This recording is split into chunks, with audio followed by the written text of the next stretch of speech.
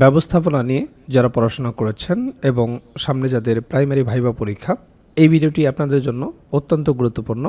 এই ভিডিওতে আমরা ব্যবস্থাপনা প্রাইমারি ভাইভা নোট থেকে 1 নম্বর রিয়েল ভাইভা এক্সপিরিয়েন্সটি আপনাদের সাথে শেয়ার করব। আশা করছি আসন্ন ভাইভা পরীক্ষায় আপনারা এখান থেকে কমন পাবেন। প্রাইমারি ভাইভাও যে এতটা স্ট্যান্ডার্ড হতে পারে আপনারা ভিডিওটি দেখলেই বুঝতে পারবেন এবং সে অনুসারেই আপনারা প্রস্তুতি গুছিয়ে নেবেন। যার ভাইভা নিয়ে আমরা আলোচনা করব তিনি কুমিল্লা জেলা থেকে ভাইভা পরীক্ষায় অংশগ্রহণ করেছিলেন। কাজেই কুমিল্লা জেলা থেকে যারা ভাইভা পরীক্ষায় অংশগ্রহণ করবেন আপনাদের জন্য খুবই গুরুত্বপূর্ণ। সেই সাথে বাংলাদেশের অন্যান্য জেলা থেকে যারা ভাইভা পরীক্ষায় অংশগ্রহণ করবেন এবং ম্যানেজমেন্ট নিয়ে যারা পড়াশোনা করেছেন তাদের জন্য গুরুত্বপূর্ণ। তাকে ভাইভা বোর্ডে 13 মিনিটের মতো রেখেছিল। যেমনটি ছিল তার ভাইভা এক্সপিরিয়েন্স। ডিসি স্যার প্রশ্ন করা শুরু করলেন, জিজ্ঞেস করলেন নাম কি, কোন বিষয়ে পড়াশোনা করেছেন এবং কোন কলেজ থেকে পড়াশোনা করেছেন। কমন যে ফর্মালিটিস থাকে, অনুমতি নিয়ে প্রবেশ, এরপর নিকটে গিয়ে সালাম, বসতে বললে ধন্যবাদ দিয়ে আসন গ্রহণ, যদি কাগজপত্র চায় অবশ্যই ডান হাতে প্রদান করবেন। এসব শেষে আপনাকে এই প্রশ্নগুলো জিজ্ঞেস করবে। এরপর স্যার জিজ্ঞেস করলেন স্নাতক অর্থ কী। তা আমি বললাম সম্মান। স্যার বললেন না, এটা তো অর্থ না। এরপর কবি নজরুলের ছবি দেখিয়ে জানতে চাইলেন তিনি কে, তার বাংলা ও ইংরেজি জন্মসাল এবং কেন তাকে জাতীয় কবি বলা হয় বলেন। চিন্তা করে দেখুন, পড়েছেন ম্যানেজমেন্ট সাবজেক্ট নিয়ে, কিন্তু জিজ্ঞেস করেছে কবি নজরুলের একেবারে হাল হাকিকত। প্রাইমারি ভাইবার ক্ষেত্রে আপনাদেরকে মাথায় রাখতে হবে মোটামুটি 60টি বিষয় থেকে আপনাদেরকে প্রশ্ন জিজ্ঞেস করতে পারে। কাজী নজরুল ইসলামের জন্ম এবং মৃত্যু সাল 11ই জ্যৈষ্ঠ 1306 বঙ্গাব্দ এবং মৃত্যু হচ্ছে, যেটা ইংরেজি সাল অনুসারে 24 মে 1899 এবং মৃত্যু হচ্ছে 29 আগস্ট 1976। নজরুলের সাহিত্যকর্মে বিদ্রোহ, মানবতা, প্রেম, সাম্য ও ধর্মীয় সহনশীলতার প্রতিফলন দেখা যায়। নজরুল হিন্দু ও মুসলমানদের মধ্যে ঐক্য স্থাপনের জন্য কাজ করেছেন। তিনি ইসলামী সঙ্গীত যেমন হামনাদ, গজল রচনা করেছেন, আবার শ্যামা সঙ্গীত ও কীর্তন লিখেছেন। তার রচনায় আরবি, ফার্সি ও উর্দু শব্দের শৈল্পিক ব্যবহার বাংলা সাহিত্যের নতুন মাত্রা যোগ করেছে। তিনি ইসলামী ঐতিহ্য ও সংস্কৃতিকে বাংলা সাহিত্যে উপস্থাপন করে মুসলিম সমাজের আত্মপরিচয় গঠনে গুরুত্বপূর্ণ ভূমিকা পালন করেন। তার রচনাগুলো মুক্তিযুদ্ধের সময় মুক্তিযোদ্ধাদের মনোবল বৃদ্ধি করেছে এবং জাতীয় চেতনা জাগ্রত করেছে। এইসব কারণেই কাজী নজরুল ইসলামকে বাংলাদেশের জাতীয় কবি হিসাবে সম্মানিত করা হয়েছে। এরপর স্যার বিষয়ভিত্তিক প্রশ্ন জিজ্ঞেস করলেন, বললেন ব্যবস্থাপনা কাকে বলে। তো আমি বললাম ব্যবস্থাপনা হলো লোকে কি করতে চায় তা সঠিকভাবে জানা এবং তারা কাজটি সবচেয়ে ভালো উপায়ে এবং স্বল্প খরচে করছে কিনা তা পর্যবেক্ষণ করা। এরপর স্যার জিজ্ঞেস করলেন ওয়াই তত্ত্ব কি বুঝিয়ে বলেন এবং এক্স তত্ত্ব কি। তো আমি বললাম এক্স তত্ত্বে মানুষের প্রকৃতি ও আচরণ সম্পর্কে চিরাচরিত স্বৈরাচারী ধারণা পোষণ করা হয়। এই তত্ত্ব অনুসারে মানুষকে যন্ত্রতুল্য মনে করা হয় এবং সবসময় তাদেরকে কড়াকড়ি নিয়ন্ত্রণে রেখে কাজ আদায় করার ওপর গুরুত্ব আরোপ করা হয়ে থাকে। ব্যবস্থাপনার ক্ষেত্রে একনায়কত্বতা বা স্বৈরতান্ত্রিকতাই এই তত্ত্বের মূল কথা। আর ওয়াই তত্ত্ব হচ্ছে এই তত্ত্বে কাজের প্রতি মানুষের আগ্রহ, কর্মতৃপ্তি লাভের ইচ্ছা, নিজ নিজ দায়িত্ব পালনের প্রচেষ্টা, তাদের চিন্তাশক্তি, সৃজনশীলতা, জ্ঞান ও বুদ্ধিমত্তা এবং লক্ষ্য অর্জনে এসব উপকরণ ব্যবহারের প্রতি গুরুত্ব আরোপ করা হয়েছে। এক্ষেত্রে মানুষের মৌলিক বিকাশ ও আন্তঃমানবিক সম্পর্কেও প্রেষণার উপকরণ হিসেবে বিবেচনা করা হয়েছে। স্যার এবার আমাকে জিজ্ঞেস করলেন এক্স ও ওয়াই তত্ত্ব কে দিয়েছেন, ওনার নাম ইংরেজিতে লিখুন। তা আমি বললাম এক্স ওয়াই তত্ত্ব দিয়েছেন ডগলাস ম্যাকগ্রেগর। তার নামের বানানটা আপনারা দেখে যাবেন। এটিও কিন্তু ভাইভা বোর্ডে লিখতে দেয়, যেহেতু একটু নামের স্পেলিংটা কঠিন, তো এটা আপনারা দেখে যাবেন ভালো করে।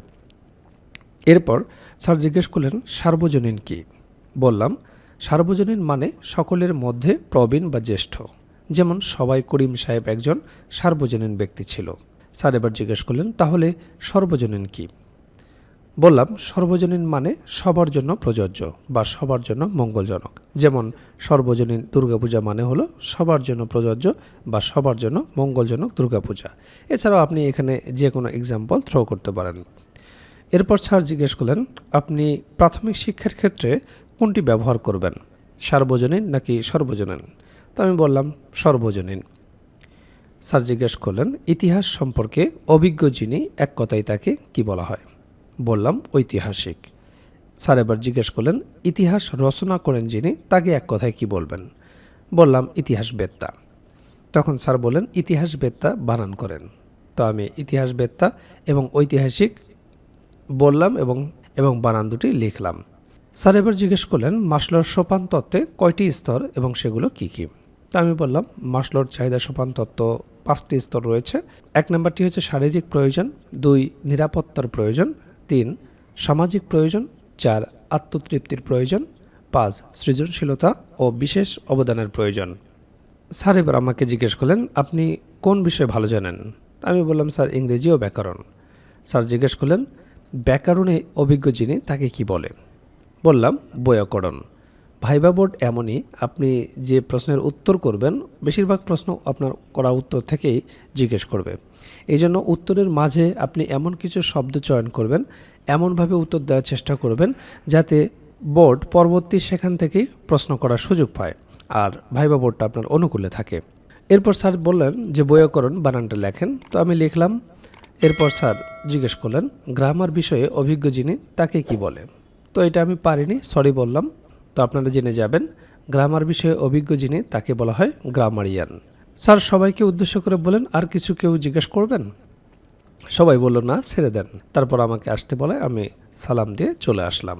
তো আপনারা দেখলেন ভাইবা বোর্ডে কী ধরনের প্রশ্নগুলো জিজ্ঞেস করা হয়, কোন কোন বিষয় থেকে প্রশ্ন জিজ্ঞেস করা হয়। আর এই বিষয়গুলো নিয়েই আমরা তৈরি করেছি প্রাইমারি ভাইবার জন্য কমপ্লিট একটা প্যাকেজ, যে প্যাকেজে আপনার বিষয়ভিত্তিক ভাইবা প্রশ্ন তো থাকবে, একেবারে রিয়েল ভাইবার আলোকে বিষয়ভিত্তিক নোটটি তৈরি করা হয়েছে, যেখানে বিগত বছরে যে রিয়েল ভাইবাগুলো হয়েছে তা সুন্দরভাবে সমাধান করে দেওয়া হয়েছে। সেই রিয়েল ভাইবাগুলোও যদি আপনারা ভালো মতো দেখে যান, সেখান থেকেই বেশিরভাগ প্রশ্ন আপনারা কমন পেয়ে যাবেন। এছাড়াও আপনারা জানেন যে ডিপার্টমেন্টে আপনি ভাইবা দিতে যাবেন, সেই ডিপার্টমেন্ট সম্পর্কে অবশ্যই আপনাকে প্রশ্ন জিজ্ঞেস করতে পারে। তো সেই বিষয় সম্পর্কে একটা ভাইবা নোট থাকবে, প্রাইমারি সম্পর্কিত একটা ভাইবা নোট থাকবে। প্রাইমারি ভাইবাই অবশ্যই আপনাকে অনুবাদ জিজ্ঞেস করবে, অনুবাদের উপর একটা ভাইবা নোট থাকবে, যেগুলো প্র্যাকটিস করে গেলেই যথেষ্ট। এরপর আপনার নিজ জেলা সম্পর্কে অবশ্যই আপনাকে 2-1টি প্রশ্ন জিজ্ঞেস করতে পারে। আপনার জেলা কেন বিখ্যাত, আপনার জেলা দর্শনীয় স্থান কি, আপনার জেলার নামকরণ ইতিহাস কি, বিখ্যাত খাবার কি, ভাষা ও সংস্কৃতি সম্পর্কে জিজ্ঞেস করতে পারে, মুক্তিযুদ্ধে কী অবদান রেখেছিল, নানাবিধ গুরুত্বপূর্ণ প্রশ্ন থেকে আপনাকে 2-4টি প্রশ্ন জিজ্ঞেস করতে পারে। তো সে সম্পর্কিত আপনার জেলার ওপর সুন্দর একটা সাজানো গোছানো নোট থাকবে। এছাড়াও 1947 থেকে শুরু করে বর্তমান সমসাময়িক পর্যন্ত গুরুত্বপূর্ণ বিষয়ের উপর যে সমস্ত প্রশ্নগুলো আপনাকে জিজ্ঞেস করতে পারে, সেই বিষয়গুলো নিয়ে সুন্দরভাবে সাজানো গোছানো একটা সাধারণ জ্ঞান ভাইবা নোট থাকবে। এছাড়াও আপনারা জানেন যে প্রাইমারি ভাইবা বোর্ডে বাংলা ব্যাকরণ এবং সাহিত্য অংশ থেকে বেসিক কিছু প্রশ্ন জিজ্ঞেস করে থাকে, সে বিষয়ে একটি ভাইবা নোট থাকবে। এছাড়াও গণিতের একটি বেসিক ভাইবা নোট থাকবে। আপনারা জানেন যে পাটিগণিত, বীজগণিত এবং জ্যামিতি অংশ থেকে কিছু বেসিক প্রশ্ন জিজ্ঞেস করা হয়। যেহেতু আপনি প্রাইমারির শিক্ষকতা করবেন, একেবারে বেসিক জিনিসগুলো যদি আপনি না বলতে পারেন, তাহলে চাকরি পাওয়াটা আপনার জন্য দুষ্কর হয়ে যাবে। কাজেই ভাইবা পরীক্ষায় আপনি যত ভালো করবেন, আপনার চাকরি পাওয়ার সম্ভাবনা তত বেড়ে যাবে। কাজেই যারা প্রাইমারি ভাইবার জন্য গুছিয়ে কার্যকর একটা প্রস্তুতি নিতে চান, আমাদের ভাইবা প্যাকেজটি দ্রুত সংগ্রহ করুন। ইতিমধ্যে অনেক প্রার্থী আমাদের কাছ থেকে ভাইবা প্রার্থী সংগ্রহ করেছেন, তারা প্রস্তুতি শুরু করে দিয়েছেন। এখনও যারা প্রস্তুতি গুছিয়ে নিতে পারেন না, স্ক্রিনে দেওয়া হোয়াটসঅ্যাপ নাম্বারে যোগাযোগ করে আমাদের কাছ থেকে প্রাইমারির এই ভাইবা প্যাকেজটি সংগ্রহ করতে পারেন। প্যাকেজটি আপনারা 2 ভাবে নিতে পারবেন, আপনারা হার্ড কপি নিতে পারবেন কুরিয়ারের মাধ্যমে, এছাড়াও পিডিএফ প্যাকেজ আপনারা নিতে পারবেন। কাজেই দেরি না করে দ্রুত স্ক্রিনে দেওয়া হোয়াটসঅ্যাপ নাম্বারে যোগাযোগ করে প্যাকেজটি সংগ্রহ করুন।